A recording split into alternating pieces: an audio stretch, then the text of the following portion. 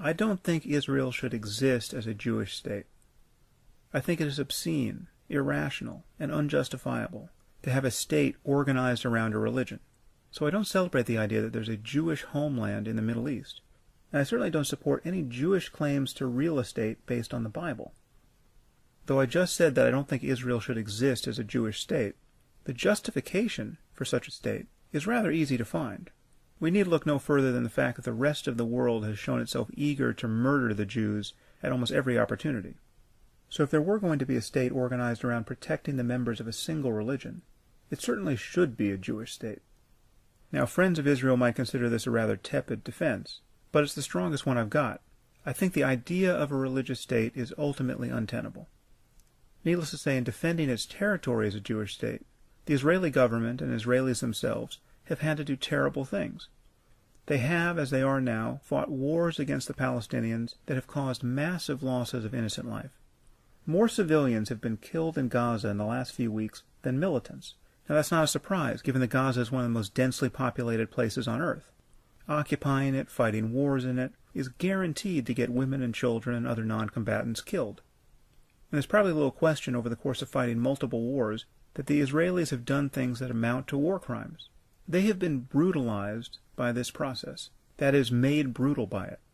But that is largely due to the character of their enemies. Whatever terrible things the Israelis have done, it is also true to say that they have used more restraint in their fighting against the Palestinians than we, the Americans and the Europeans, have used in any of our wars. They have endured more worldwide public scrutiny than any society has ever had to while defending itself against aggressors.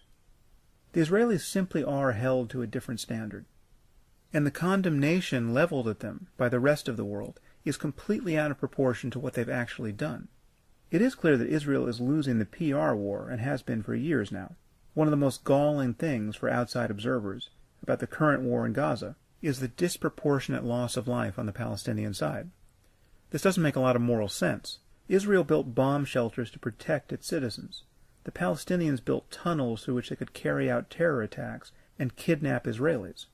Should Israel be blamed for successfully protecting its population in a defensive war? I don't think so. But there is no way to look at the images coming out of Gaza, especially of infants and toddlers riddled by shrapnel, and think that this is anything other than a monstrous evil. Insofar as the Israelis are the agents of this evil, it seems impossible to support them.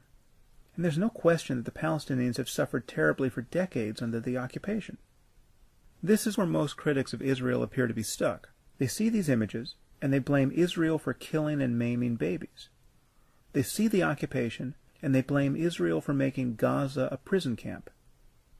Now, I would argue that this is a kind of moral illusion, born of a failure to look at the actual causes of this conflict, as well as a failure to understand the intentions of the people on either side of it. The truth is that there is an obvious, undeniable, and hugely consequential moral difference between Israel and her enemies. The Israelis are surrounded by people who have explicitly genocidal intentions towards them. The charter of Hamas is explicitly genocidal. It looks forward to a time based on Quranic prophecy when the earth itself will cry out for Jewish blood, where the trees and the stones will say, "O Muslim, there's a Jew behind me, come and kill him." This is a political document. We are talking about a government that was voted into power by a majority of Palestinians. The discourse in the Muslim world about Jews is utterly shocking. Not only is there widespread Holocaust denial, there's Holocaust denial that then asserts, we will do it for real if given the chance. The only thing more obnoxious than denying the Holocaust is to say that it should have happened. It didn't happen, but if we get the chance, we will accomplish it. There are children's shows in the Palestinian territories and elsewhere that teach 5-year-olds about the glories of martyrdom and about the necessity of killing Jews. And this gets to the heart of the moral difference between Israel and her enemies. And this is something I discussed in The End of Faith. To see this moral difference, you have to ask what each side would do if they had the power to do it. What would the Jews do to the Palestinians if they could do anything they wanted? Well, we know the answer to that question, because they can do more or less anything they want. The Israeli army could kill everyone in Gaza tomorrow. So what does that mean? Well, it means that when they drop a bomb on a beach and kill 4 Palestinian children, as happened last week, this is almost certainly an accident. They're not targeting children. They could target as many children as they want. Every time a Palestinian child dies, Israel edges ever closer to becoming an international pariah. So the Israelis take great pains not to kill children and other non-combatants. Now, is it possible that some Israeli soldiers go berserk under pressure and wind up shooting into crowds of rock-throwing children? Of course. You will always find some soldiers acting this way in the middle of a war. But we know that this isn't the general intent of Israel. We know that Israelis do not want to kill non-combatants, because they could kill as many as they want, and they're not doing it. What do we know of the Palestinians? What would the Palestinians do to the Jews in Israel if the power imbalance were reversed? Well, they have told us what they would do. For some reason, Israel's critics just don't want to believe the worst about a group like Hamas, even when it declares the worst of itself. We've already had a Holocaust and several other genocides in the 20th century. People are capable of committing genocide. When they tell us they intend to commit genocide, we should listen. There is every reason to believe that the Palestinians would kill all the Jews in Israel if they could. Would every Palestinian support genocide? Of course not.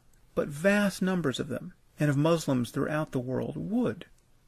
Needless to say, Palestinians in general, and not just Hamas, have a history of targeting innocent non-combatants in the most shocking ways possible. They've blown themselves up on buses and in restaurants. They've massacred teenagers. They've murdered Olympic athletes. They now shoot rockets indiscriminately into civilian areas. And again, the charter of their government in Gaza explicitly tells us that they want to annihilate the Jews, not just in Israel, but everywhere. The truth is that everything you need to know about the moral imbalance between Israel and her enemies can be understood on the topic of human shields. Who uses human shields? Well, Hamas certainly does. They shoot their rockets from residential neighborhoods, from beside schools and hospitals and mosques. Muslims in other recent conflicts in Iraq and elsewhere have used human shields. They have laid their rifles on the shoulders of their own children and shot from behind their bodies. Consider the moral difference between using human shields and being deterred by them. That is the difference we're talking about. The Israelis and other Western powers are deterred, however imperfectly, by the Muslim use of human shields in these conflicts, as we should be. It is morally abhorrent to kill non-combatants if you can avoid it. It's certainly abhorrent to shoot through the bodies of children to get at your adversary. But take a moment to reflect on how contemptible this behavior is, and understand how cynical it is. The Muslims are acting on the assumption, the knowledge, in fact, that the infidels with whom they fight, the very people whom their religion does nothing but vilify, will be deterred by their use of Muslim human shields. They consider the Jews to be the spawn of apes and pigs, and yet they rely on the fact that they don't want to kill Muslim non-combatants. Now imagine reversing the roles here. Imagine how fatuous, indeed how comical it would be, for the Israelis to attempt to use human shields to deter the Palestinians. Some claim that they have already done this.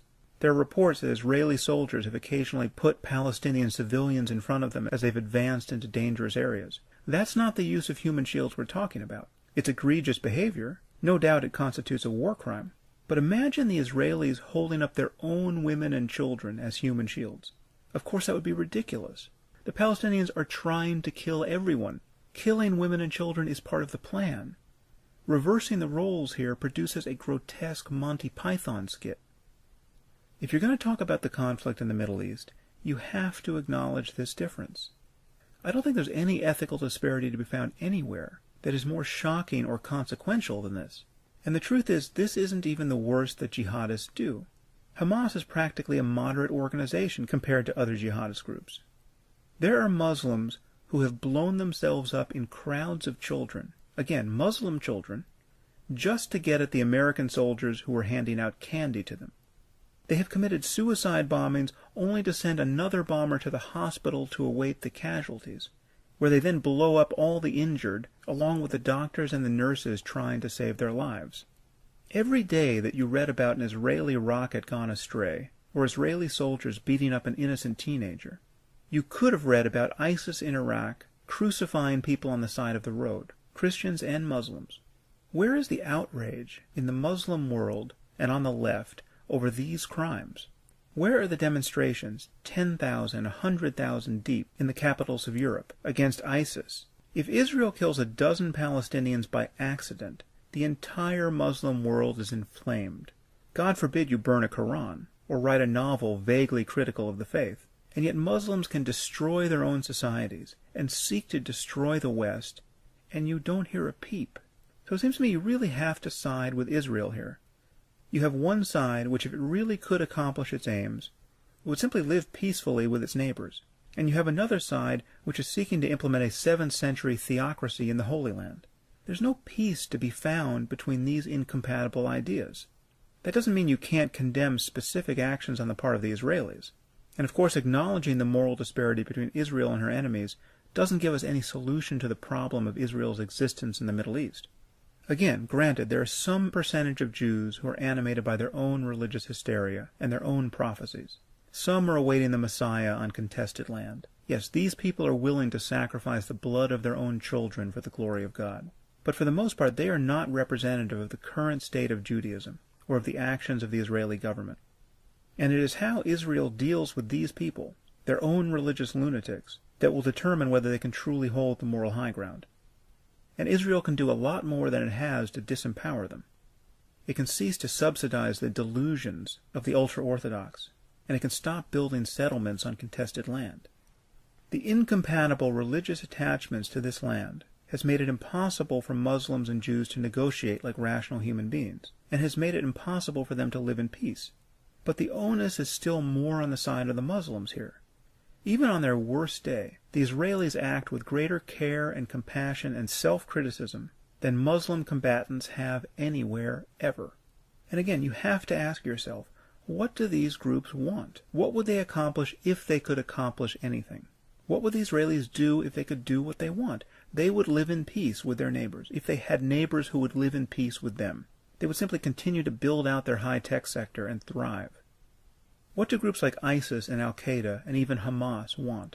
They want to impose their religious views on the rest of humanity. They want to stifle every freedom that decent and educated and secular people care about. This is not a trivial difference. And yet, judging from the level of condemnation that Israel now receives, you would think the difference ran the other way. This kind of confusion puts us all in danger. This is the great story of our time.